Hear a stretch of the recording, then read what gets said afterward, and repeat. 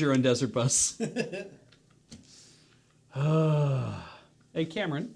Hey, Beach. Have you heard of a game called Phoenix Point? Yeah. Yeah, right? I figured this because people have been constantly bringing it to your attention.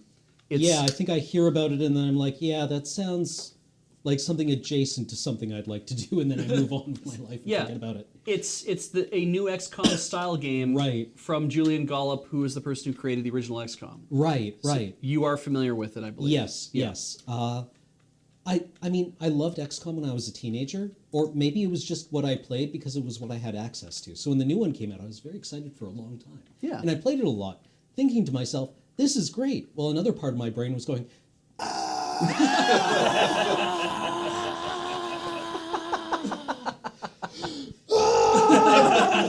I'm like, Good. this is not as fun as I remember it. And that part of my brain kept going, I'm like, what is less fun about this than I remembered? And the other part of my brain was like, you don't like having 40 hours of work undone by a bad roll. Yeah, that's true. That's the problem. Yeah. Right? And people are like, maybe you would like to play Long War. No. And I'm like, God. so what you're telling me is that Long War takes the part of the game that's extremely RNG dependent and adds 60 more hours of it. Just what I need. Yeah, it's like, no, that's the tedious part of the game that I don't like. I like XCOM or the two newer XCOM, so I get to play dress up with my dolls and then have them go out yeah. and shoot aliens. Yeah. Yeah, the I play on the two new normal, it's XComs, great. Mario and Rabbids Kingdom Battle. Yeah, and then like I beat XCOM, not UFO Defense, whatever the new one was called. Enemy Unknown, Enemy Within. Enemy Within. I beat Enemy Within on Impossible Iron Man. And I'm like, You did it. yep, got nothing left to prove. Yeah. And then I played XCOM 2 and was like, I don't feel that this is compelling for me. Yeah. Right? Like, I remember playing one mission and the giant flying space popes attacked. Yeah. And I set an ambush for them and missed all the things, and then it killed all my dudes. Right. And I'm like, fun. And it's weird because it's like, I know XCOM works this way because like, if you want to think about it, it's like, sure, somebody might be like, I have a 99% chance to hit, which means I have a 1% chance to fail. And you get your, outside in like real life, you position a person with a firearm to shoot a target and they're very good at what they do. Yeah. And they might miss. But they're very, very good at what they might do, but they still might miss, which is why people compete in these kind of exercises, right? It's why we have like all sorts of shooting exercises and why we have biathlon and all that kind of stuff. It's like there's still the possibility of not doing as well as you'd like. And XCOM, I think, really captures the idea of you think you're going to make it and you don't. Even though you're like, but I had a 99% chance. Why did I roll a 1? And why does it feel like I'm constantly rolling 1s? Yeah. Right? Like, and people in chat are being like, well, Long War actually just extends the game, so any one bad roll has a lower chance to affect your overall enjoyment. And I'm like, no, that just geometrically increases the number of 1s I can roll. Right? Yeah. And like, And if they come early enough, then they're really screwing you. and then you don't have to play anymore. Yeah. Right? Actually, And like, whenever I talk about this, I keep thinking of that one episode of Star Trek TNG, The Game. oh, go. Where the guy from Starfleet Tactical, who's named after dessert, shows up and beats Data at some other unrelated game. Because Data is like playing to win, and this guy is a grandmaster at this game. Or maybe the game is named after a dessert. Strategio? Stratego? Something. Yeah, whatever. And this really shakes Data. And he is less able to perform his job, and he winds up being talking to Picard. And Picard says, like, sometimes, I forget what the exact content of the... I've got it. You can make all the correct decisions and still lose. Yeah. Yep. Yeah. And that's okay. That's Yeah. life. Yeah. Stratagema. Yeah. That's human, even, Yeah, I think. Yeah, that's not failure, that's life. Yeah. And I'm like, yeah, I should take that to heart and beat my head repeatedly against XCOM until I beat it. Because this is now a moral imperative upon me, and if I don't like not succeeding at XCOM, then that's an infringement upon my ability to deal with adversity.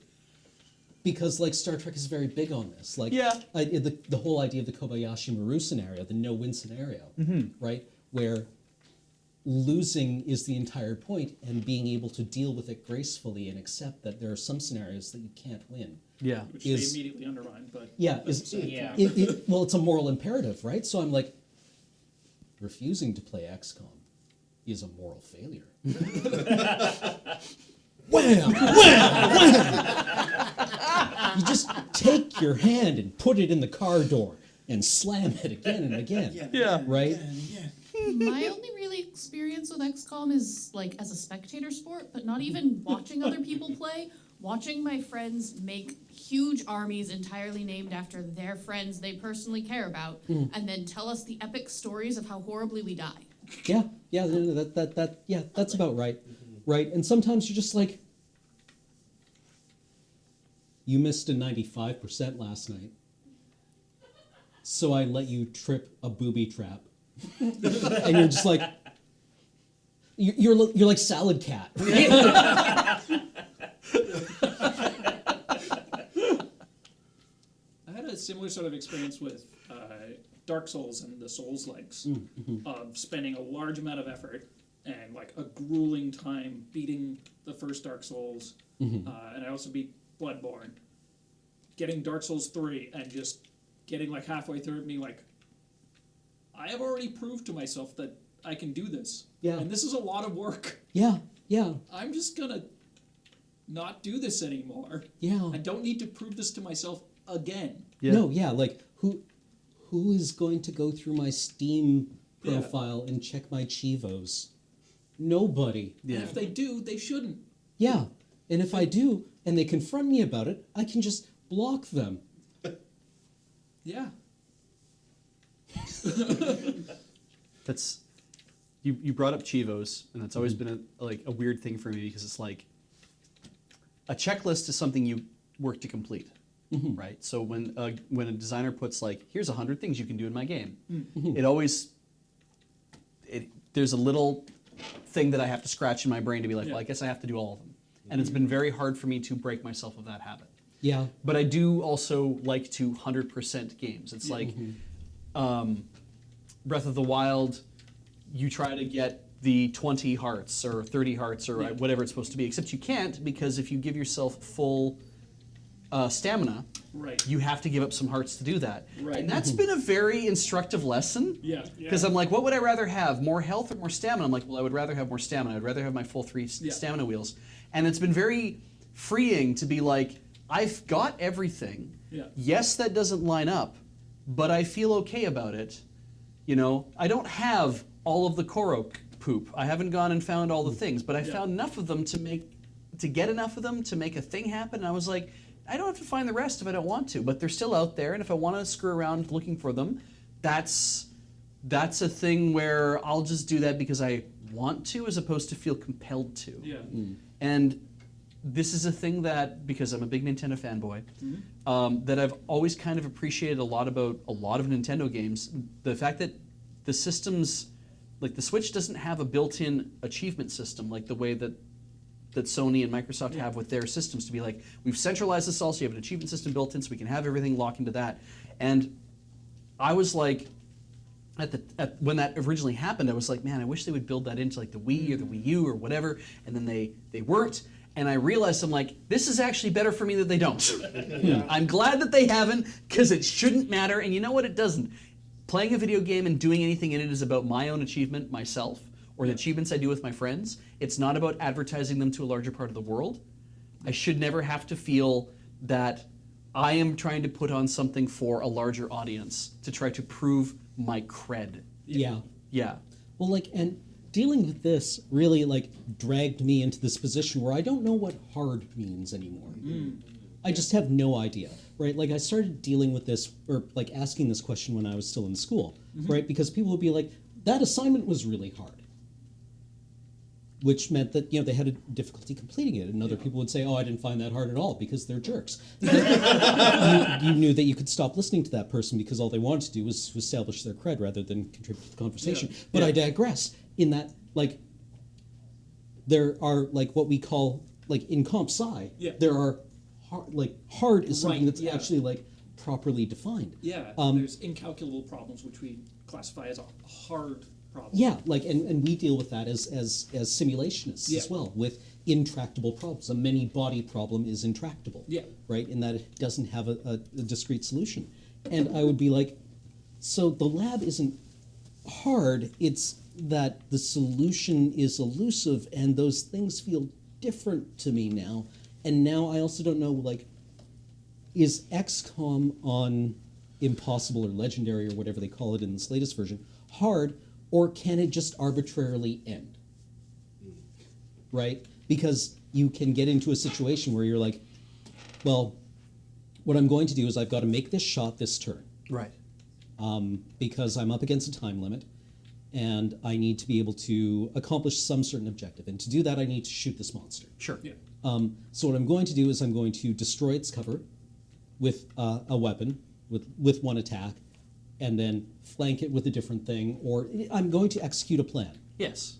Then you execute the plan, and the person who's supposed to pull the trigger misses on a 95% shot. Right. You didn't do anything wrong. Right. You did the very best you could to try to make this thing happen. Yeah. Yeah. And people will tell you, well, like that's supposed to be a test of your squad's ability to absorb damage.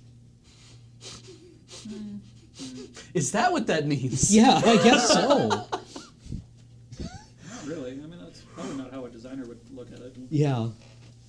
Like that's And at that point, like if you can come up with a solution to a problem, execute it, and have it not work for literally an arbitrary die roll, Yeah. then what's the challenge? Right.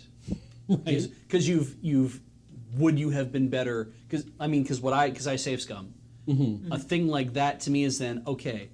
So if I go back and do that, if I reload my save and I make all the same moves again, will I be punished in the same way?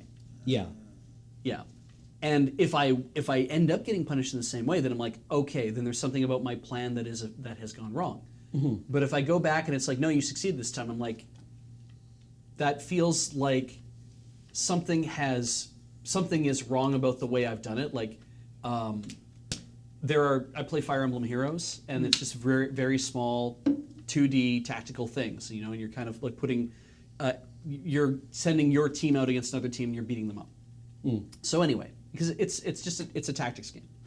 And I have played scenarios where I take my team of 4 and put it against another team of 4, and then I move them in a certain way, and I lose. yeah. And I'm like, okay, I'll go back. I'm going to just do it the same way I did it before. And I do it the same way, and the computer responds the same way, and I lose. Yeah.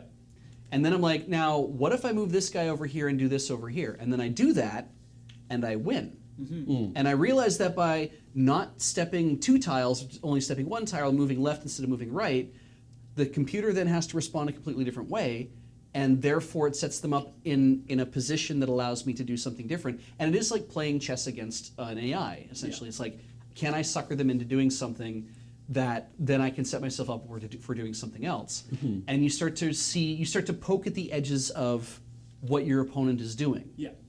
And that's interesting to me because it feels like everything comes down to not a roll of the dice. It comes down to statistics on one side versus stats on the other side, and how those 2 stats fight each other, and the positions that I'm in. And I feel like I'm more in control in a situation like that than whether somebody has a 95% chance to make something or not. Yeah. Right. Well, and like part of the thing with XCOM was that you got a sense for how the AI was going to behave at any given junction. And you stopped playing a game that made a kind of logical sense as somebody who was commanding soldiers on a battlefield to accomplish an objective. And what you got was trying to play around AI holes, Right. which wasn't terribly satisfying from like a role-playing perspective. And the other thing was that you saw very quickly that the AI wasn't there to accomplish any kind of objective. It was there to inflict attrition on you, Right. right? Which is, it's a valid, I guess, military strategy. Like I watched a lecture where a historian was saying, like, when you're fighting industrialized warfare, what you really need to do is get yourself into a position where you have greater output than your opponent. Get your opponent into a headlock and just start kicking the crap out of them. Right. Yeah. Right? And then you start trading 1-for-1, and then you win eventually. Yeah. Well, that sucks. I don't like that. Yeah. It's boring. Attrition is one of the most efficient forms of war. Yeah. That's what we're talking But like about. when you're playing against an AI in a game where the tactical game is like instanced, but the strategic game has memories for how well you performed in the previous one, the AI, all it has to do is inflict just a little bit of attrition on you over and over and over again, and that just has to outpace your ability to absorb that strategic level of damage. Yeah. Like Right. if when I'm playing Fire Emblem, if I can see the danger area, the thing that it's like, if I'm within these tiles, that means that one of my opponents will be able to attack me. Yeah. So I'll move one person onto the furthest tile that is furthest away, and the AI triggers and everybody starts coming. And I'm like, great, now I'm gonna move that guy back because I've sucked them all in. They're all coming towards my choke point, and now I'm going to deal with them on my terms. And they all just do. They all just come running in to do that kind of thing. And XCOM, I don't feel, has ever worked that way, where it's like, you have to go towards what's happening, and you don't get to be like, I'm going to move a guy forward and shoot.